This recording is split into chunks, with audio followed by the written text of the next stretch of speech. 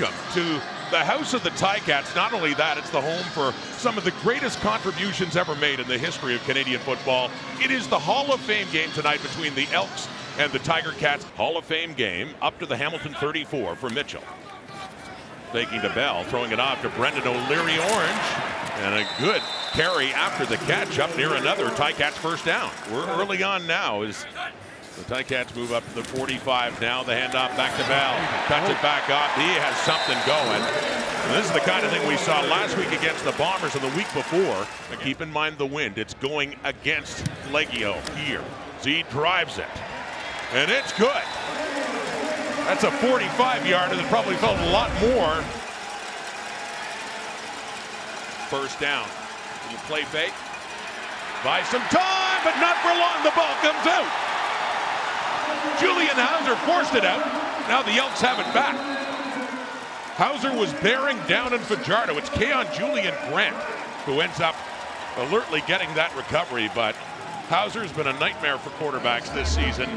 You could see what was coming. Fajardo couldn't get rid of the ball in time. Instead of a turnover, it's a loss of 13. So a second and long. Fajardo just sets up a screen to Justin Rankin. Oh, Rankin could be gone. He is gone. Touchdown Edmonton on one big play, 72 yards. And we've seen that before from number 5. That was another gear. You can't coach speed. And it looked like the Ticats, as they closed, had all the angles for a tackle well short of the first down. But that extra gear from Rankin, and he was gone, outrunning the angles. It's interesting with him because he had over 200 yards rushing 2 weeks ago. Last week he only had 27 rushing and 2 catches for 8 yards, and already outdoing that big time at a 72-yard reception. 26 touchdown passes, only 7 picked off. Completes that one to Keandre Smith. And he eludes a tackle for a moment. 13 on the 6th game for Edmonton. Here's Mitchell with time. Deep ball! It is caught! Getting down inside the 20, Keandre Smith. Still ahead of Montreal. The Alouettes winning last night in Toronto to put some heat on them. Mitchell to the right. He's got O'Leary Orange for the touchdown. Brendan O'Leary Orange, second touchdown of the season. Not used as often with the star-studded receiving core the Ticats have, but very effective there. Congratulations. Yeah, absolutely. Talked about that 84 team. They had a dominant defense, Winnipeg, back then. Nice throw. There's the completion to Curly Gittins Jr. with his first catch and a big first down. Edmonton back at the 200 2 weeks ago, and he was in the 20s last week. And a big one tonight, and that's Benjamin Victor with his first catch. So he was 3 for 3 last week. Whoa. And dealing with the wind up against it. You can see how that ball is moving. In a building, you talk about what this facility's known for, not just the Hall of Fame, but lots of wind and trying to figure that one out. Ticats going with the breeze here in the second quarter too, as it gets gusting. Late blitz coming in to Blanco on that delayed blitz. DeBlanco in his second year, top pick in the CFL draft in 24, picks himself up the sack for the Edmonton Elks. There you go. It pays off. Nick Constantino to punt it away. So second sack for DeBlanco this season. And on the return is Javon Leake after a 59-yard punt. Leake turns the corner. Here we go. 45, 50. Braxton Hill trying to push him out. He finally does. Which was crazy. It's like, man, because we were there together, you know, so it was awesome. You have to hand in your man card just for a second. Yeah, I did. Just for a second. The punt there by Jake Julian. We got Jermaine Copeland with us in the booth as Isaiah Wooden lets it roll out of bounds for the single. I came in, really had the benefit of already being here, being a veteran who understood the game. So he pretty much was that guy, and Hank pretty much held it down as well whenever it comes down to it. Just like I said, we won 2002 and 2008. So. Pleased to be joined by Hall of Famer Jermaine Copeland. Oh, what a catch! How's that for big-time receiver play? Yeah, that's what you want to see. That's what you want to see. Yeah, come out and make a play. I think the last 3 minutes is the deadliest part of the game. You know, I like that. You don't have that down south. You can be down 21 and come back with 3 minutes left on the clock up here. 13-11, Ticats lead. 5.5 minutes to go until halftime. That screen to Leak.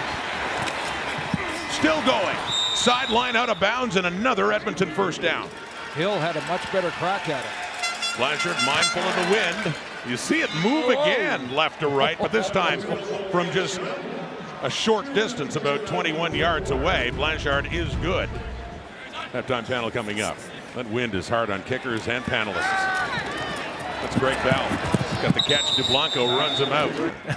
And his teammate Robert Carter, can't forget that. Over the middle, caught Kenny Lawler. With at least one catch in a game. 67 straight games now in his first one there. Oh, great job by Bell. Just finding his way through that hole. 1:12 till halftime. They're trailing by 1. Blitz coming. And it's a touchdown for Kenny Lawler. Mitchell saw the blitz coming. Gets rid of it. And Lawler's all by his lonesome at the Edmonton goal line. Like, this was not about me. You know, it was a great experience last night. We got to welcome us into the Hall of Fame, but I welcomed every official in the country into the Hall of Fame. And you see the T-shirts as well. Your colleague, the supervisor. That's Benjamin Victor. And 5 yards further back from the 29 for Blanchard, who's 2 for 2. And watch it move in the wind again. That started. 11 carries, 68 yards in this game. Play action fake to him. Mitchell barely gets rid of it, and it is intercepted. J.J. Ross in coverage of Kenny Lawler. There was heat coming in on Mitchell, who just got rid of the football, and a little bit underneath as Ross got in front and has a very critical turnover at this stage for the Edmonton Elks. Rankin can be a blazing runner. We've seen that a couple of times. 1st and 10. Faking to him, Darkel Smith. In space, first down, Destin Talbert. Getting a little help from Julian Hauser to push him out of bounds inside the Ticat 40. So 3-point difference. Ticats in front. Elks are threatening. Blitz coming. Fajardo steps up out of the pocket. Looks to take off. Tucks it in. And breaks a tackle and finally gets knocked down inside the 15, down to about the 12.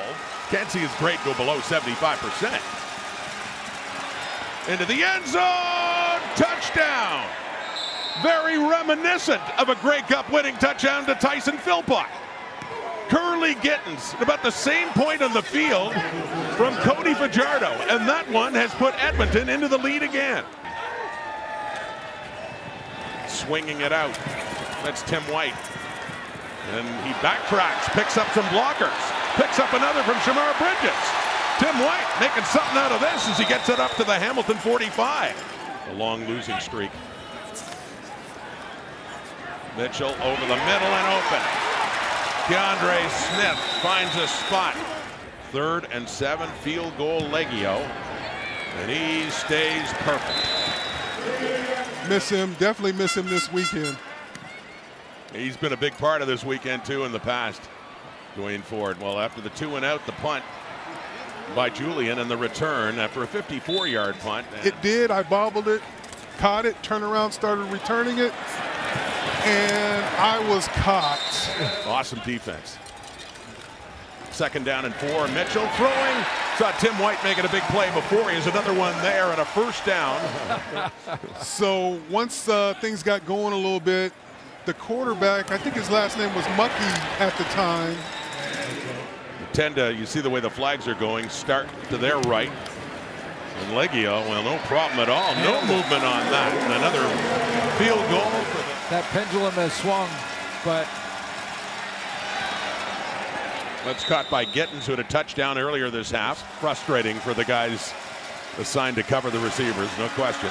Fajardo.